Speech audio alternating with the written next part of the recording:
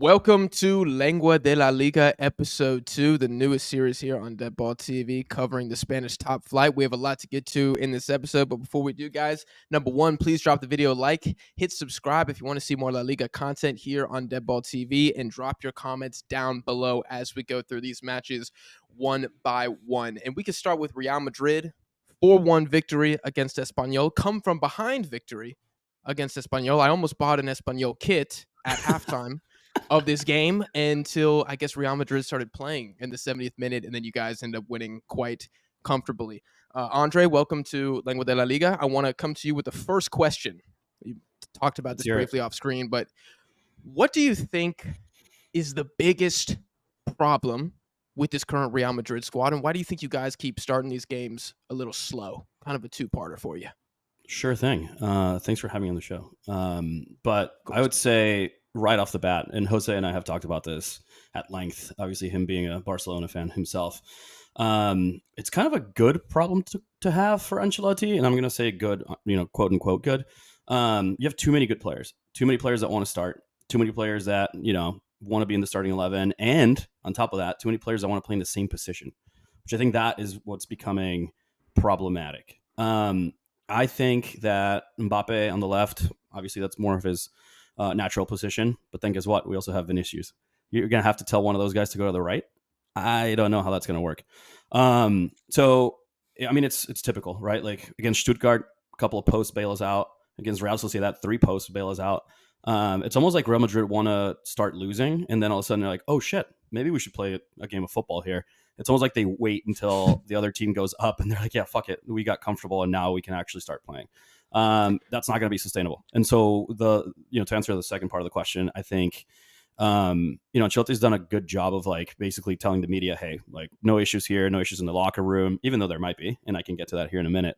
And so ultimately what's going to end up happening is, I think Jose said this off screen, but who's going to be the scapegoat here towards the end of the season, right? Somebody's going to get pissed. Somebody's going to want more minutes. And that's going to be an issue. I think, and I've been talking to a couple of my buddies who are Real Madrid fans, I think Vinicius is gone at the end of the season. No fucking way. I think there's no way, bro. There's no way, dude. Here's the thing. I've heard the Rodrigo rumors, and of course Rodrigo is more vocal about it than anything else. We're starting hot. Yep. But if we want to get some money out of it and maybe, reinforce the back line, which is a fucking major issue, what better than to get rid of the La Liga problem child? Let me interject. Say this one thing. Go. I can't believe I'm defending Real Madrid fans a little bit. I will say that, like, I agree in the sense that you guys need to figure out who that exiting superstar is going to be. It's going to happen. Like, sure. If fans are sitting here thinking that they're going to find a way to play nice, egos, especially of that caliber, right, are just it's different. And especially unlike any other team in the world, because the bench is actually filthy. Like you've got Brahim, who had a really good season last year, barring injuries, and then Endrick, who is fantastic when he comes off the bench. So it's not like we don't have be some loans there. There's going to be some loans, especially for those two guys, right? There has to be. Which, by the way, I think it's just kind of crazy that Brahim is. I feel like he kind of almost had this coming out party a little bit last season. Somehow, wasn't he in the running for like African Player of the Year? Something like that, yeah. He was captaining the side. He does represent Morocco, so yeah. But putting that aside, going back to the issue, I'll go a step deeper. It's not that you have too many good players. Mm-hmm. You have too many of the same type of world-class players, right? Like they're missing one gaping hole that hasn't been filled since Benzema left. Mm-hmm. And I think the thought was Mbappe is so prolific, he should be able to slot right. And I think those who know, right, those who watch him play know that he's not a 9. He's just not clinical enough to be a 9. His movements don't mimic that of a true striker. So, like, it's going to come eventually. Yeah. He will take that left flank. If it ends up being Vinny that goes out, I would be shocked. This is, again, Madrid fans are screaming for this player to win the Ballon d'Or over Rodri, and it's his year, considering everything he won. It's his Madrid team. I would be shocked if he was the one to step out after him really just had probably the most seniority. No, I can't think of another attacker you guys have that's got more seniority on that side, more to say in the locker room, more pressure on him to deliver than Vinicius. Like, Yeah. The one thing I will say though, and those are all fair points. The one thing I will say though is the off the field stuff with all of the media and all of the pressure and all of the shit that people talk about, like his antics and all the shit, like the yellow card that he got yesterday. You don't see him in the Prem. You really don't. Come on, man. Like we all talk about like La Liga. It's not that I can't see him there. It's like, are Real Madrid legitimately willing to make another Champions League contender stronger? I mean, if it makes sense, that's what it will be. It might make you guys a little bit better than you are now, and I say that because you guys are basically a super team. It might make you a little better than you are now, right? Chemistry wise, cohesive, the fluidity of your team. But you're going to make another European contender much stronger, most likely. That's probably what's going to happen. And then in my opinion, the mind games kind of start, right? Like, are you willing to go that far? I don't know. I think it's I don't know. It's an interesting problem to have. That would be shocking to see because I think Vinny has really become, and I would have considered him like top 3 untouchables. I mean, it'd be like, I don't know, it'd be like selling Valverde or something. I'd just be like, whoa, did not see that coming. Yeah, another one. And so to like, if I agree with you, someone's going.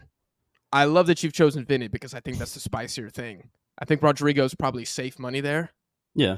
I really want to see how this plays out throughout the season because just to keep it to the Espanol game, I didn't think Mbappe was very good. No. I thought he was quite poor. I mean, he's had a pretty mediocre season if you think about it. Like, pretty overall. mediocre. I mean, the football merchants will say he was okay because he scored a penalty in the 90th minute. But if you look at the chances that he created and missed, right? He wasn't like ass cheeks, but he wasn't like, oh, I'm the hands down consensus best player in the world. I don't think we've seen that really at all. No, not at all. And the last thing I'll say about this Madrid team is it's evident, especially the last 3 games or so, when Jude and Vinny are not on the field, we're a completely different team, right? And it's that gaping hole that Jose mentioned in terms of having a 9 pure striker. You mean Joselu did a fantastic job last season, and nobody expected that. Cult hero almost, bro. That was like Lucas de Jong vibe from 21-22. Like 1,000%. He was the Fernando Llorente of Spurs in 2000. He really was. I mean, it was incredible. Yeah, bro. I like that story. Go down in history as a cult hero. He really will. So the last thing I'll say is, Jude actually occupied that false 9 position last year, and he did phenomenally. I mean, potentially winning a Ballon d'Or. You would take Jude at the 9 over Mbappe. No. I'm saying like that's why last season we were decent enough. But the second you take Jude out of that team, even with Mbappe on it, it's pretty evident that we're not functioning as a well-oiled machine. So we'll see. That's a fair point. Yeah. Do you like Arda Güler out wide? Right wing. Like we were talking about it yesterday. Yeah, dude, he's silky. That left foot is phenomenal, and he's not scared. He kind of reminds me a little bit of Di Maria. Like he's not scared of taking people on. He's not scared of taking that outside the box shot. Like, I mean, you saw it for Turkey. Yeah, for Turkey, he's fucking balling. So like that guy, he's well beyond his years, in my opinion. Yeah. And I think that's actually a great comparison if we're talking about pressure situations like the Turkish national team versus Real Madrid. Like people might laugh. I think it's a lot more similar in terms of like media scrutiny than people imagine. Like Turkish football and culture, like they get down over there. And, go watch the Super Liga over there if you don't know. It's insane over there. Yeah, go watch the Fenerbahce Galatasaray game that just happened. I think Güler had like 4 chances created in the first 20 minutes. 20 minutes. Espanol. Yeah. Dude, it was getting disgusting. Honestly, Mbappe owes him a couple assists from this match. Yeah. I wanted to ask you guys real quick, flipping it to the other side, Espanol. Are these boys clear of the relegation line this season? When have they ever been? If I'm being fucking honest, and some of this is biased, bro. I can't take your hating has off, Jose. Hey, look, I will say this.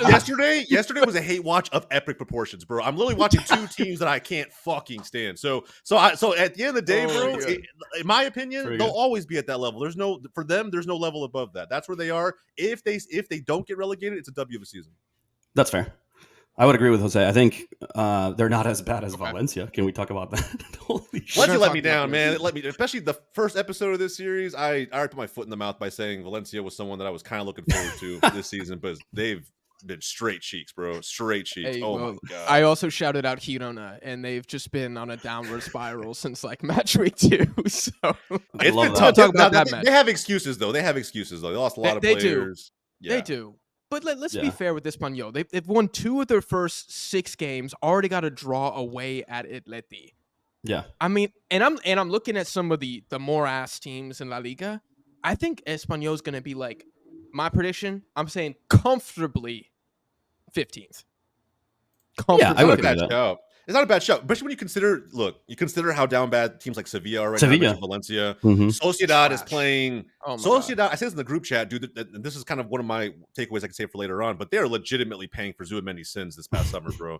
This man's whole family gaslit two of the biggest fan bases of all time and then pulled back. Brother, you are. I think I saw Hussam. It's like Don Hussam on YouTube, a Liverpool YouTuber. He had an epic fucking rant against Zuameni, saying he was going to hate watch every single Sociedad game. And bro, I can only imagine he's enjoyed himself to the absolute T watching these because, dude, they got one win in the first seven. Like, I don't know, but Sociedad maybe channeling Espanol vibes. I'm not sure. Can we? Yeah, go ahead. I got a question for y'all. Who's more on fraud watch right now, Sociedad or Girona? Sociedad, by far, because Girona had that amazing season last year, but again, they lost a lot of players. Real Sociedad was like Champions League, right? Like they lost Merino. They lost Merino, like at the end of the day, and I guess you could say they added a Gare though too. Like they had some decent additions, but they're goddamn 16th in the table. I know. They have one finishing win as a top six side, being in 16th, bro. Yeah, I mean, and losing to guys like Mallorca, losing to guys like dude, it's not that losing to they lost to Alaves at home. Dude, it's drawing Valladolid this week is bad because that team ain't very good. Very bad. Yeah, they should have beat us. What's the GA? What's the goals against for Valladolid? How many times have they scored on so far? It's got to be 13. It's got to be 19. 13. Holy bro. Holy shit. 2-4 by the way. Yeah, I don't know, man. It's just one of those. Like I said, I don't know what's happening with Sociedad, but they are 1,000% the team on fraud watch. 100%. So can we move on to one thing that I wanted to ask you guys? Going back to Girona, who will be the Girona of this season, and will it be Athletic Bilbao finally? Yes, it will. I'm glad you asked that. Well, when you say Girona of this season, of last season, top three, yeah, like Champions League. What team are we? That means one of us is bowing out, top brother. 4. I mean, it's probably gonna be us, dude. I was gonna say, I wasn't gonna say it, but I was like, he's already saying Jack's side right now, man. I mean, the faith is being tested. Did they play today? Was it today or yesterday they played against Celta?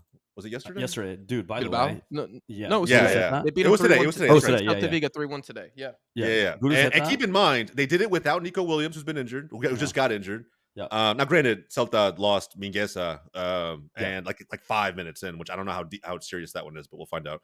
Yeah. I don't know, bro. I think this season. Yeah, for sure. Which is kind of crazy. Celta's in top 10 right now in the table, which is still kind of weird. Just thinking about Celta the last 2 or 3 seasons, but for sure, they're the hipster pick right now for like 5th or something. I would love to see the betting odds. Celta Vigo finish 5th.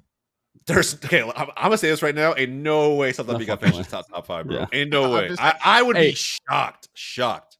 All I'm gonna say is they might be the most entertaining team outside of Villarreal. It's 6 games in, 14 goals scored, 13 goals allowed. That's ridiculous. Crazy, bro. It's dude. In the game against Bilbao, like they dominated. They had all the XG, all the possession, all the big chances. If you watch the game, came their way.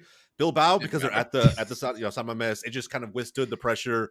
Found a way to get the job done. 3-1, by the way. Dude, I love Guruzeta, by the way. Gorka Guruzeta, their striker. He scored 16 goals for them last year. Never been called up to the national team, but I think he's knocking on there. He's 28. Like, he's kind of a little bit in his prime. He's solid. Player those to watch. Aduriz vibes, you know what I mean? Of course. Dude, we're about to see Gerardo Moreno from Villarreal. Like, he's going to get called up 3 times, maybe score a goal, and then we're never going to see him again. Never see him again. His league debut. Yeah. But, I think that's a good shout as well. But to answer your question in more detail, I do think it's Bilbao, because I think Bilbao is the most complete team of like the second tier, Spanish sides. Yeah. Like we're let's have a full in-depth conversation about Barca Villarreal in a second here. But I even look at the Villarreal squad and I'm like, these guys are so hot and cold. But Sociedad have forgotten how to play football. I mean, if you look at any offensive stat, they're like bottom 5. And this is still a pretty stacked team, but they just can't do anything. I think possession, they're like 5th in the league, though. So like they're 5th in possession, they're 5th in passes. I think they're like top 6 in chances missed. They cannot score goals, so I don't trust them at all. And they're in the Europa League. Who else would it be? And they're Europa. Yeah, and against Girona, you could say, well, they got Champions League too. Yeah. So that's something to fight against. But I don't know, Jose. Do you have somebody else as kind of that best well, of the rest? if we judge it as solely that criteria of just like, hey, this is the best team to rival the big three in Spain, sure. Like it's got to be Bilbao, right? Look at where they finished last season. Look at how they performed in some of the domestic cups, right? Like it probably has to be them. But if we're talking about a team to just have the Girona effect, right? They just exceedingly, perform above expectations. I feel like the team you guys just played, Jack, Rayo Vallecano, to me, very interesting play. I like look, a guy like Palazon, for example, the goal he got today, he's gonna get more than a few of those, right? And once James starts, bro, once he gets his, he's still 32, what, 32, 33? Well, hold on. We know Club James it's no guarantee. Fair. I mean, it could be a disaster. But also, there's no pressure, right? Liga. Yeah, it could be. It could be. He might love life in Spain. I think he loves Madrid. Spain has been his most successful stint in his career, probably up to this point, right? So you just got to assume that maybe some of those vibes will return. But I think Rayo is they're one of the few teams at the top end of the top half of the table that can meaningfully challenge any team. Any team. And their home stadium is a fortress. Yeah, it is. Going to Vallecas and trying to get a result, super difficult, man. One of the most hostile environments in La Liga. So I think there's someone that could push like a top 7, top 8 finish. Maybe even above that, a top 6, right? Do what Sociedad did last season. And now that Sociedad's playing like shit, maybe that's, an opportunity. But I don't see them doing what Girona did. And Girona, what they did was such an anomaly last season that, like, to make Champions League. Yeah. It's like a Leicester season that one year. Yeah. It felt that way. The other thing that I'll say about that best of the rest is when you look at the table and you've got Real Sociedad, Valencia, and Sevilla outside of those, like, Europa League spots, you have teams like Alaves, Osasuna, who, like, nobody ever would have thought they'd be top 10, let alone up there. Betis has gotten slightly better over the last couple seasons. They have, but you've got Betis outside looking in, Vallecano, and obviously you've got Bilbao in third, who they're typically kind of 8th to 10th, throughout the season. So it's gonna be interesting, man. Yeah, I kind of like it though. I like the go ahead. No, I just like the fact that it's not status quo like every year. You know what I mean? Like there's teams that are stepping up, and there's also teams that are ass, like Sevilla, which makes me laugh. I love it. Fucking love it. It makes me kind of sad. Sevilla makes me kind of sad. Fuck that. I like Betis. Just because they're an institution, bro. It's like it's like how it's like how Prem fans don't want to see Everton go down because they've never been relegated. I believe that's soft. They've gotten lucky the last three seasons. Fair. But also a terrible watch, bro. They're not a good product. They're not a good product. This is purely for the nostalgic vibes. I'm not sitting here standing for Sevilla saying they're like a legitimate side. I agree with you. They've been frauds for more than a few seasons now. You're romantic. Jose. Yes, like the fact that they won 7 Europa Leagues, and not just that. It's also like bro. It's just what football means in Spain, and not just that. Seville is also like just culture, such a massive part of Spain. Yeah. It's deeper than football, and so it feels wrong. It feels wrong for them to this bad. Yeah, they did produce the best center back in Spain history, though. So that's here we go. I had to slide in the Sergio. I mean, I agree with that. I know. I didn't say it was wrong. I do agree with that. I do long for the days of the Sanchez Pizjuan being a fortress again. It wasn't even that long ago. I hope that comes. No, it was like 4 years ago. Yeah, it wasn't even that long ago. That's the crazy part. The fall was crazy. Yeah. At least we're talking Everton. It's like, come on, bro. At their best, they were getting like 6th under Roberto Martinez and like going to Europe and bowing out in the round of 16. Like we're talking Sevilla here. Like that's European pedigree. And they finished top 4. They always finish top 4. They just bow out in the Champions League, and then they would go on to win the Europa League. It's not like they finished 6th and then they won the Europa League. So facts. Sevilla was like Arsenal under Wenger. It was like you are guaranteed they're finishing 4th. No matter what happens, no matter what the transfer window, injuries, performances. That's so unnecessary. That's kind of a slight jab from the Spurs fan, bro. That's all I'm gonna say. That shit's a little bit unnecessary. I felt it a little bit behind. I don't. Oh, I love it. I mean, I don't know. It could be complimentary to both. It just depends on how you want to look at it. I mean, I meant it as that came from a place of love. I can't believe I just came onto the show catching Arsenal strays. That shit's wild. Anyway, let's talk about the City game real quick. No, I'm kidding. I do want to talk about Valencia a little bit because we're talking about Sevilla, like one of the Giants, super down bad. Valencia, I'm pretty sure this is our first win this weekend against Girona, 2-0. Shocking own goal and a Gomez. Kind of shocking. That's why I said are Girona on fraud watch. Potentially. Yes, but it's not as much their as Real fault. Sociedad, though. Yeah, it's just not their fault, Okay. bro. You know, Yeah. it just feels like That's kind of where they belong. That's the thing. Bundesliga. They, You know what I mean? They just got hit their raided. peak, and it's like they're not gonna do it again. You know what I mean? So it's like Michel's a great manager, and I give him credit. It's just that like it just feels like the herd got thinned, and the end has come. Yeah, and now the farmers and the shepherds just trying to make do what he's got. You know what I'm saying? Like you got to feel bad for him. Finish top 10 and you're good. Yeah. Finish top 10 and you're good. No, that cannot be the objective. Come on. No, honestly, that would still be a pretty bad season. Bro, I mean, I think they're 10th right now. Dude, no, they're 12th. They're 12th. Oh, yeah. Disaster. No, but they got to get, to me, bare minimum for success, 7th. They got to get 7th. Pushing it. That's pushing it. Something has to go there. In Champions League, they're thin. Sucks. They're thin. No, it's not even just that. I think go home early. They'll get there. No, they'll get there. They'll get there. Andre, they'll get there. Look, Osasuna, they might be able to kind of maintain what they have going, but Alaves, not going to be able to maintain it. Celta, I firmly believe they won't maintain it. Betis and Vallecano are the tricky ones. They're the ones that will prove to be the biggest challenge for Girona finishing in top 8. Yeah. But I don't know. We'll see. I was looking at the advanced stats, and Girona are actually top 5 in expected goals. I think they're only behind Real Madrid, Barcelona, Atleti, and Betis. Or excuse me, they're top 5 in like expected goals versus minus actual goals. So they're actually doing quite well, but 10 goals allowed in the first 6. I feel like the defense has been kind of ass cheeks. They lost so many attacking players that it's just a big ask for Michel to do it again. Yeah. But I kind of think like let's just take Girona, let's put them in the fridge or the freezer. Let's just wait until Boxing Day. Let's wait till Christmas and see where they are. I have a feeling they're going to be flirting with that 6 to 8 range in there. I think they're going to come good. I really do. I'm not selling my stock yet. It's a bold, it's a bold hold. I'll put it that way. You're holding those stocks, praying for a dream, bro. Hold. It's a bold hold. Yeah, it is a bold hold, which might come back to bite me in the ass. But I do want to move on to Barcelona versus Villarreal, because this game, I'm not going to say it was game of the season because I think the scoreline ended up being a little too tilted one way. But goddamn, it was such an exciting game. And I told everybody who follows me on Twitter, I said, bro, watch the game. Y'all didn't want to listen, and then you missed 6 goals. So maybe next time you'll listen when I try to plead.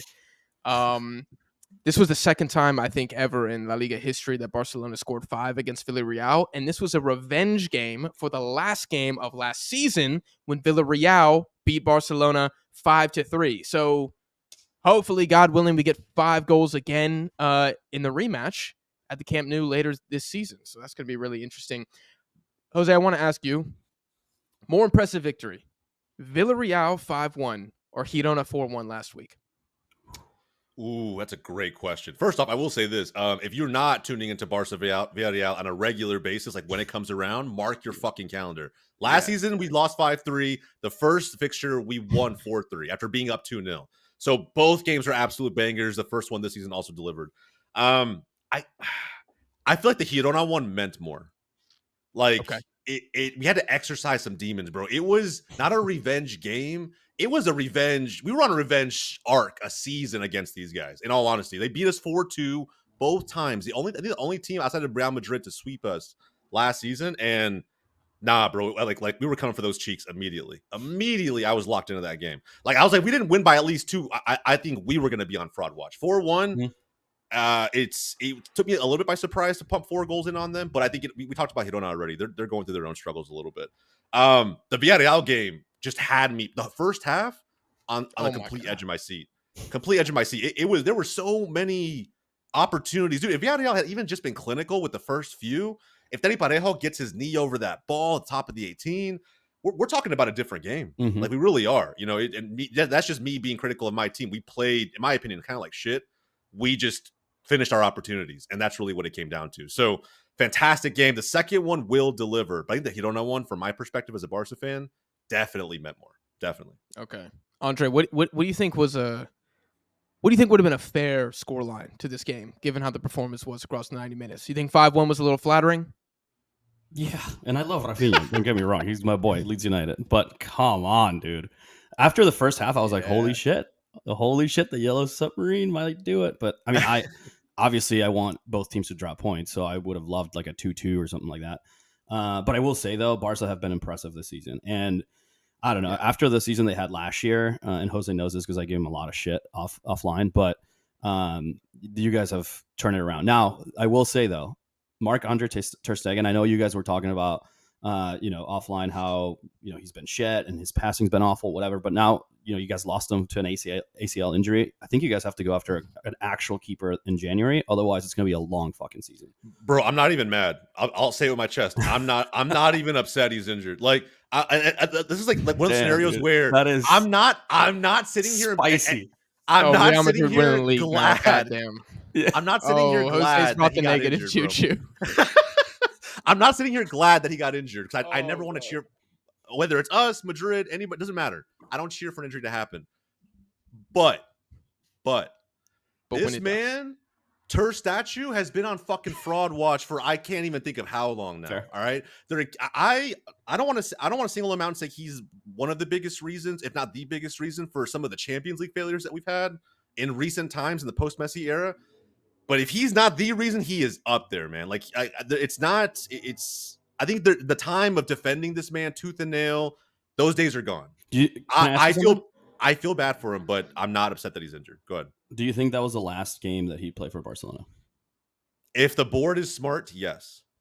If they want to pay homage to some club legend, I hope this is just the beginning of the end in terms of him being a starter. Right. Ter Stegen as a backup? Yeah 1,000%. Mm-hmm. But if we want to compete, look, bro, perfect example is Real Madrid. If Real Madrid do not have Thibaut Courtois, you can argue that they drop points in at least 2 more games this season. Hey, don't talk shit about Luna. You lost 2 Champions League finals. That's more accurate. If we don't have Courtois, we lose 2 Champions League finals. But even just this season, you drop 2 more games or points in two more of the games without Courtois. I think Lunin keeps us in games, dude. He had a bro. I don't know, man. In the Sociedad game, even in the Betis game, I think there was just like moments where I'm like, dude, this is why Courtois is not just the best player on Real Madrid. The Stuttgart game was pretty epic. Yeah, another example, bro. This man, like, minus the kick-in goal or whatever that happened, like against who'd you guys play this past weekend or this weekend? Say that again. Real Madrid. Espanol. Yeah, Espanol. Yeah, minus that little kick-in own goal, whatever BS. Like I actually expected him to save that one as well. Like, it's just when you have that type of a commander between the posts, it almost solves so many of the problems that could exist in the back line, even when injuries happen. We saw this happen with Madrid last season. So, second part of my question: who do you go after in January? I think, okay, look, bro, crazy shout. Barcelona have an opportunity to do something hilarious. Do not say Dean Henderson. No. They have an opportunity to do something hilarious and going after Keylor Navas. I think it would be the funniest shit of all time. You only him till January. He still got it, but listen to me. If it were me, getting someone as a free agent, because what we have to do, right? They'd have to be available. Right now, we could sign someone, but they have to be available. Mm-hmm. So we can't go out and ask someone to break a contract. Mm-hmm. Without out of the window, we have to actually get a free agent. Mm-hmm. Keylor's 37, but he's a free agent. Okay, so it's either him or Naki Pena. You ask me who I'm taking, it's probably Keylor Navas. And get us to January. If we get to January, I think personally, is it Valla that plays for Las Palmas? I think that's his last name. Someone can fact check me on that. I think going after one of these kind of up and coming studs that's still La Liga proven, not going abroad outside of the league to go out and get a keeper. Because to me, whoever comes in to replace Ter Stegen does have to have the technical ability. Alvaro Valles. Be able to get the ball and be able to distribute at least a little bit, despite the fact that that's been Ter Stegen's biggest problem for a little while now. So the Las Palmas keeper is Alvaro Valles. And by the way, Jasper Cillessen is their number 1, which I think it's fucking cool. But I think someone like and we have experience with Cillessen, right? Like, I wouldn't go after someone like him. I really think someone like Valles who needs the minutes, I guess we could ask to go out and try to break a contract to play, but I don't think they need to do that. There's probably, dude, I think Jordi Masip is still a free agent right now at 35 years old. He has Barcelona history. Fuck it, bring him back. I mean, like, we just need someone back there to challenge Iñaki Peña. And this is where the fuck up on Barca's part around not renewing Arnau Tenas before he moved to PSG a couple years ago. That's where this bites us in the ass. I would say he is good enough to start over Iñaki Peña. But here we are. He flat out said publicly he would have taken any deal Barcelona threw at him, any renewal, and they just didn't offer one. So another dropping of the ball by the board. But another error in the management of the Barcelona football what club. else is new, bro? What else is new? Nothing new to see here. This is just it's just another Sunday, really. Yeah. Yeah, that's gonna be really interesting to see what you guys do at the goalkeeper position. Ter Stegen did have that one big save on Nicola Pepe, who to switch it to Villarreal. I mean, mother of God, the fact they had one goal in this game. The Barcelona high line was practically begging Pepe and Perez to have at least a brace each, and they just could not do it. Well, they had that one very, very good interplay where Pepe squares in, Ayosi has a good goal, but Perez should have had at least two. Pepe should have had two. Pino, he had that one like disgusting flick that got called off for offsides. Villarreal, are they the team that goes the hottest and coldest in this goddamn league? Yes. Yeah. I mean, it depends on how you look at it, bro. You could honestly make an argument for either them or Atletico Madrid. It just depends on what version Atleti shows up to an extent, right? Like, and we drew 2-2, so yeah, that's probably a great shout. We could not beat each other. We could not out fraud each other. Yes, like good teams that you expect to deliver, in different ways. And Atleti's side, it's more just deliver with the result, with the amount of experience and quality they have in their side.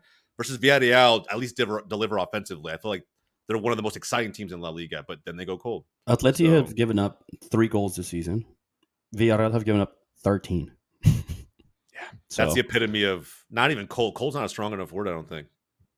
That's pretty bad, bro. It's bad. That's pretty shit. It's pretty bad, which is crazy because I'm like, when I've watched every single one of their games this season, and like, I feel like while I'm watching the game, I'm like, okay, the center backs actually look okay here. Like, there's not like any massive issues. I'm like, Eric Bailey, like, actually looks decent.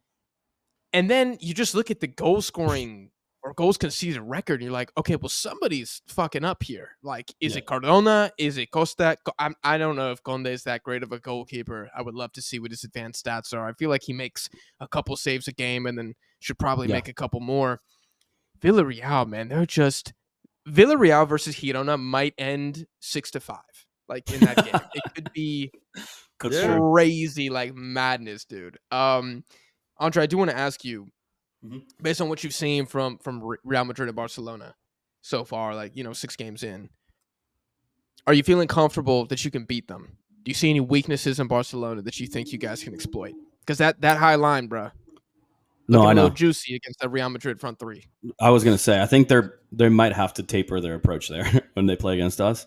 But if you look at the last 5 Classicos, all comps, I mean, they've been not that great, right? Like, I feel like Barcelona were like the scary team for us, and now we're not that scared of them. So I feel confident. I mean, obviously I'm always going to feel that way, but I will say though, and I will reiterate back to my point, Barcelona have looked better than us in the first 6-7 matches of the season.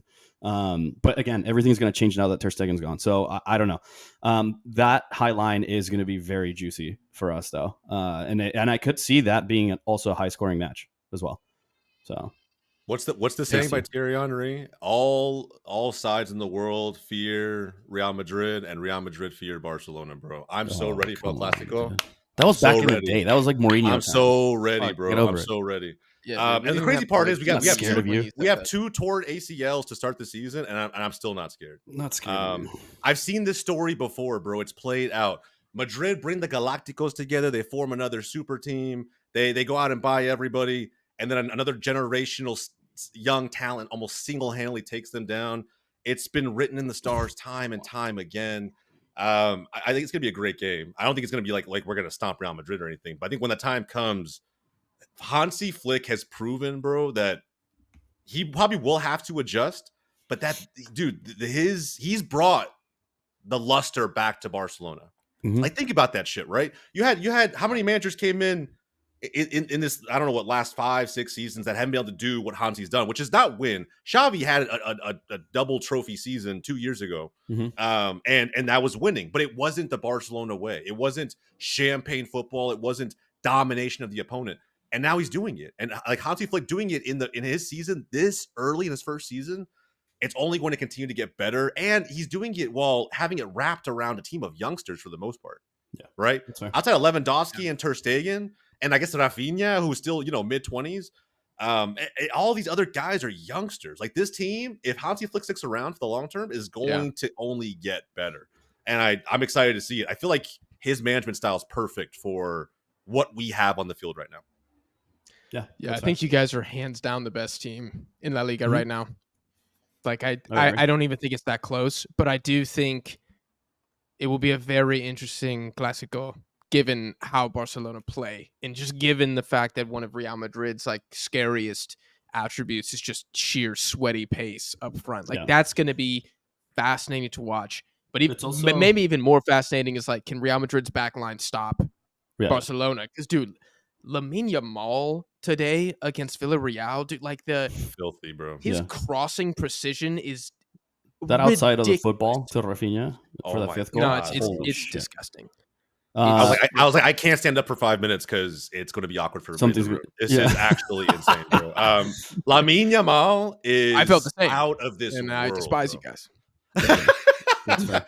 And you know what's crazy, bro? The amount of people on the timeline with zero ball knowledge that are saying, "Oh, Barcelona got so lucky that Lamine Yamal happened to land their laps." I'm like, are you new? Are you not familiar with La Masia or the sheer amount of academy products we produce? Do you even go here? Yeah, bro. Yeah, who are you? The last thing I'll say about the Classico is it's going to be interesting because it's like 6 weeks away or so. And so obviously the Classico, you go into it and the streaks don't matter, right? Like if you have a 5-game winning streak, you could still lose that game.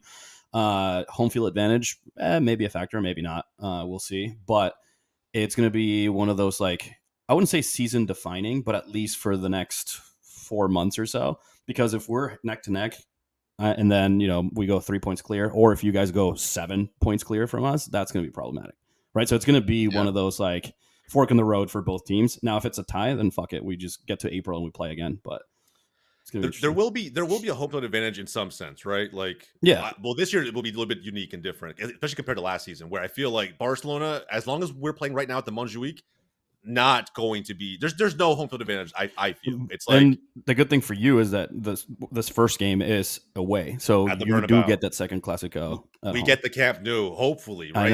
It's hopefully supposed to open by January, February. The revamped Camp Nou, and so getting that back for the second leg of El Clasico will be massive. And by the way, it's late this year. It's in May. It's like the first or second week of May, which title deciding the league. Yeah, I know we have the Madrid derby in 8 days. That's going to be the first, big clash. I'm very, very excited about that, which is weird because I'm also not confident really at all. I was going to say, why are you excited?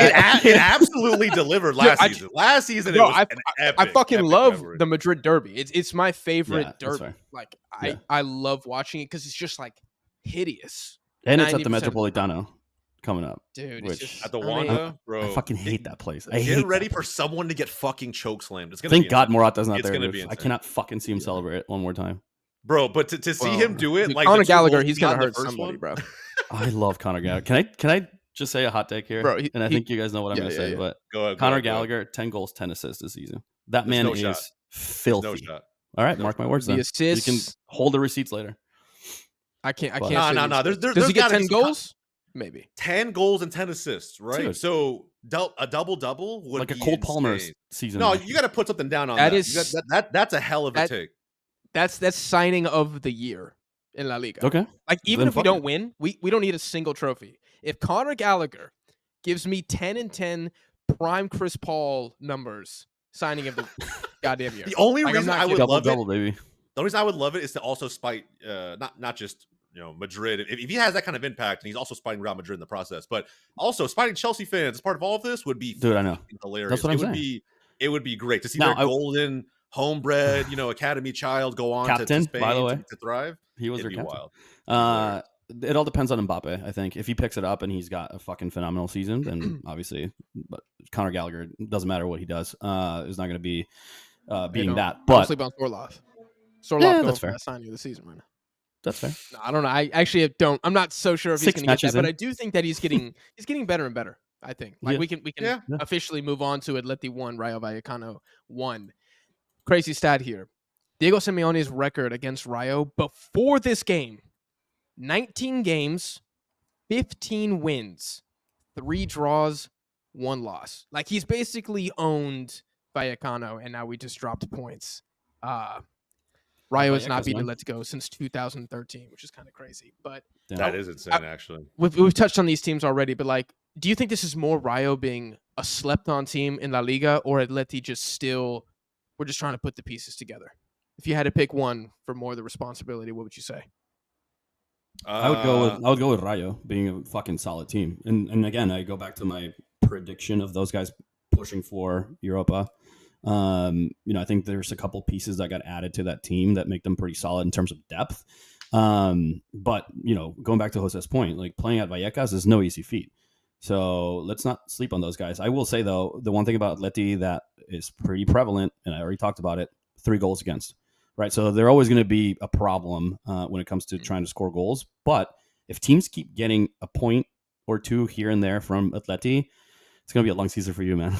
I think it's going to be pretty tough. So. Yeah, drawing Espanol and Rayo to start is not good. It's not great. Yeah. I was gonna say, I'll say it's a little bit of the latter. I think Vallecano to me is like, they for sure are always kind of a slept-on team, in my opinion. Yeah. Like, I think since COVID, I think Vallecano has only been kind of on somewhat of an upward trajectory. Mm-hmm. But I feel like Atleti's just still figuring it out. And I think today you just had some down performances, like. Yeah, Lino got yanked because it did not play well, or because they were more because they were moving, but he wasn't the best defender in that back line by any stretch. No, he wasn't. And then Marcus Llorente, who started the season off pretty damn well, pretty hot individually, just wasn't there. Just really wasn't there. Like, it was more Gallagher. Koke had a couple missed passes here and there. In his defense, Llorente's probably been our best player still this season. Yeah, exactly. It was an off day from him. He was just off today. You needed the midfield to really kind of be there to keep up with the energy of De Frutos, Palazon, and he got the goal, but it was more just him being in the right place in the right time. Yeah, But yeah, man, I think you give credit to Vallecano. Most fans don't, but I think Atleti's still figuring it out. I think the second fixture will be different. Yeah, I think we're seeing. I mean, I remember last season we started slow as hell as well, and it just seems like Simeone for some reason. I mean, the man's stubborn as hell. His reputation that he's a control freak, and I think we're seeing him kind of like slow to adapt once again. I mean, some of the changes that we made, like yanking Llorente so early, I know that it wasn't his best first half, but again, we're talking about like our player of the season so far coming off. Not starting Josema. I know he's like made of glass, but again, he's been super, super good this season. Again, won us the game against Leipzig late. Not starting Griezmann. It's just a little like there's sometimes Simeone, he gets a little cute with things, and I'm like, I just wish that we would play our best players who are in form. DePaul had a knock though, no? I think he was like listed as doubtful going into this game. So like it was like kind of whether or not, but the other ones, the Griezmann one specifically stood out to me. Yeah, I think that was him saying, okay, let's try to get these two guys going. Because neither of them have exactly hit the ground running. I don't think they've been awful. I think Sorloth has been better for sure. I think he's like, okay, this is kind of our last Griezmann year too. So we might as well start getting the guys some reps together now. Right. And it didn't really work again. Jack, I'll ask you this really quick. This is my question, I think, for you today. Sure. We touched on it with Real Madrid. I think there's a similar dynamic here. I think at some point when push comes to shove, Simeone will have to lean on one striker. I really think he will. Who's it going to be? Like, you spent a lot of money on Julian. And I think that Sorloth to me is probably the most like for like in terms of moving Morata on, bringing in another clinical 9 in his place that we know can score goals and is La Liga proven. Julian's the opposite of that to an extent, right? He's not La Liga proven. He kind of had more of a creator role for City in terms of his impact last season. We know he can score goals, but like I think at some point one of these guys will have to bow out to make room for more of a playmaker like Griezmann to have the impact in games for the full 90 or as close to it as possible. So who do you think it's going to be? Who would you take? Yeah, no, great question. I mean, if I'm picking 2 players to start, it's going to be Sorloth and Griezmann as the creator. Like that's why the Julian signing, like, super sexy. I was hype about it. I mean, I'm in Buenos Aires now. Everybody was pretty hype about it here. I finally, like, you could not have found like Atleti jerseys everywhere until Julian signed, and now they're like you see him in the streets now. Hell yeah.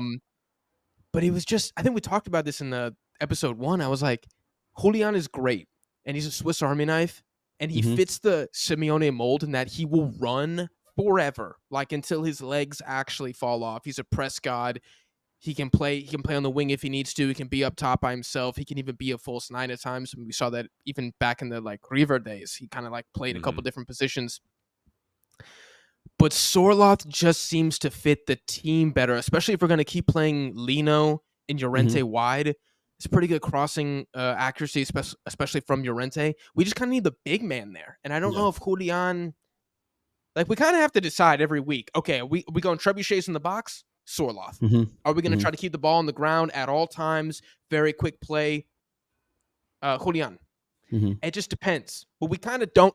I can tell that the team hasn't made up our minds. We don't really know how we want to play. And that's why I think we see neither of them looking particularly good. Although that Sorloth assist today, I don't know if y'all saw that, but that was... Yeah, I did, yeah. That was pretty sexy, bro. I mean, he sent that Rayo defender into the locker room. Like, it was crazy. So, I like Sorloth. I like that's him a fair. lot. Yeah, that's cool. He's a good striker. He's a good striker. One quick question for you. Prediction for El Derby next week. What do you think it's going to be? Certified 1-1.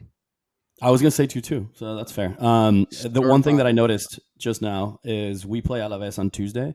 You guys go to Celta de Vigo on Thursday. So 3 days rest for you guys. That's tough.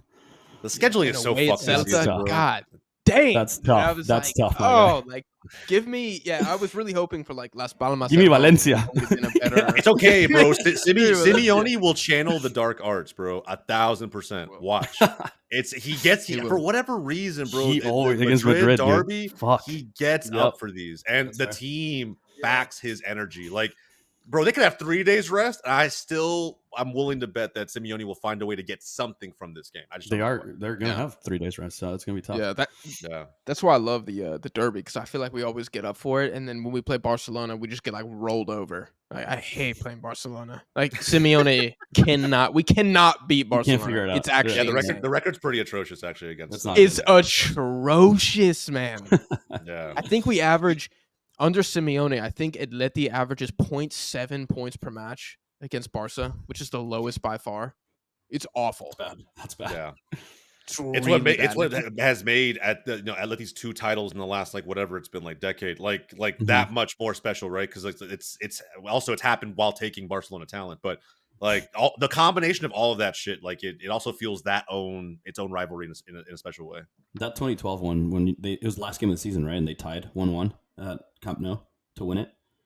Pretty sure. 2012, 2013, something like that. Yeah, 2013. Yeah. That was because David Villa was on that team, and I was like, that one hurt. Shit, that one hurt. I can't lie, that one hurt. Good. Finally, I'm glad it hurt. Jack's like, honestly, that was the happiest day of my life. Dude, I have so few good memories against Barcelona. Like, genuinely, like, it's crazy. Like, I hope he's got a lifetime. I'm sitting here fucking reminiscing about 2013 Spurs versus Chelsea. I just feel like Spurs, we just can't get a result against Chelsea, and Barcelona are such the bogeyman for Simeone.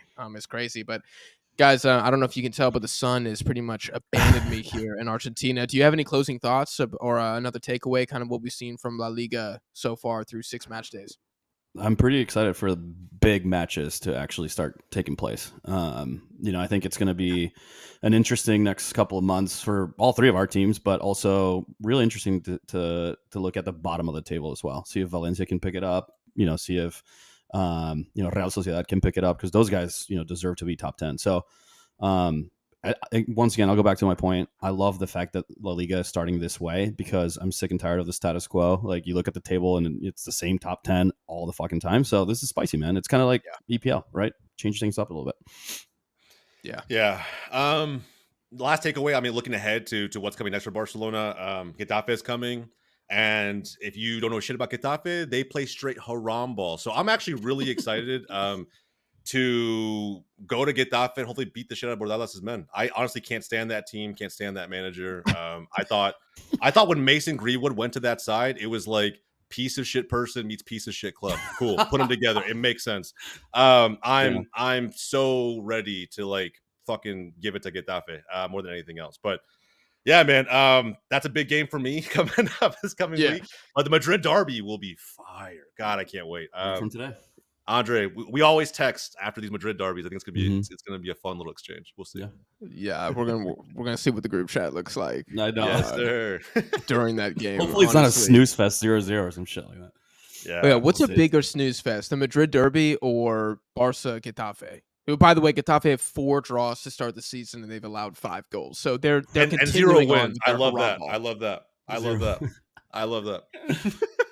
Dude, I don't know. I feel like Barca Getafe could have some goals. It's similar to the Villarreal match, but you guys should handle the business. Is my point. But we'll see. You should handle the business. Yeah.